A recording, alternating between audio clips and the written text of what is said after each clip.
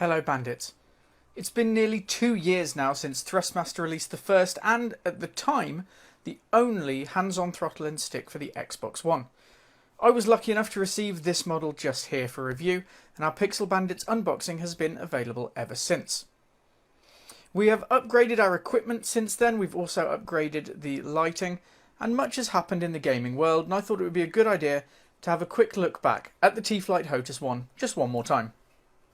I use the T.Flight here mostly for Elite Dangerous. When it launched on October the 7th, 2017, this was the only title that it was compatible with, though it has since gone on to be enabled for Ace Combat, Flying Tigers, War Thunder, Air Missions Hind, and more. The HOTAS One has served me well, and after considerable flight time, this is still holding its own among the stars.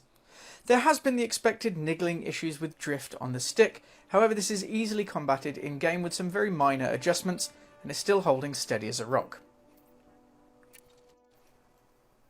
After 2 years and hundreds, maybe even over 1,000 hours of in-game time, the T.Flight HOTAS One is still getting a 9 out of 10 for build quality from me. There are a couple of niggles. Firstly, of course, the drift, though this is something that you can expect with pretty much any HOTAS that you get your hands on. The second is, while this ergonomic design is pretty on point, the Y button down here can cause you to make some pretty unnatural moves with your left hand, something that we did point out in our first unboxing. In terms of price, the HOTAS One is still holding pretty steady at around £60 to £70, depending on where you look. Since it was released, it has been joined by the Hori model HOTAS, which has debuted alongside Ace Combat 7, which is still looking at about £130. Given the solid build and the fact that it's half the price of the nearest competitor, I don't mind upgrading the score here to an 8. Satisfaction here is holding steady at a 9. The build quality really has brought it through, and I've had absolutely no complaints with my version.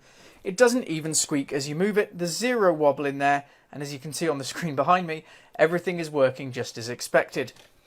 I still do have the same slight concerns, firstly with that Y button, and secondly with the toggles on the back just here, which do still feel a little light, although I do have to say they haven't broken as yet, and it is still going strong. The stick is firm and responsive, and as one of 2 available for Xbox, and only one available with my favourite space game, Elite Dangerous, it's been one that for me you have to get your hands on for immersion, and also to give you a slight heads up on the controller. That's everything from us here today. I hope you've enjoyed looking back at the HOTAS One.